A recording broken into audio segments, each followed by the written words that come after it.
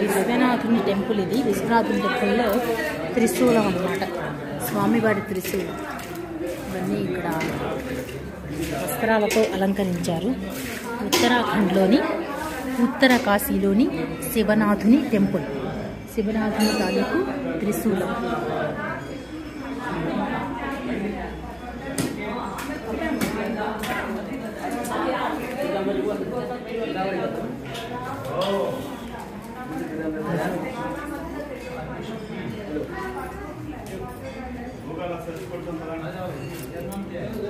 త్రిశూలం చూసిన తర్వాత ఆ పక్కనే ఉన్న హనుమంతుడి దగ్గరకు వచ్చాము మనం.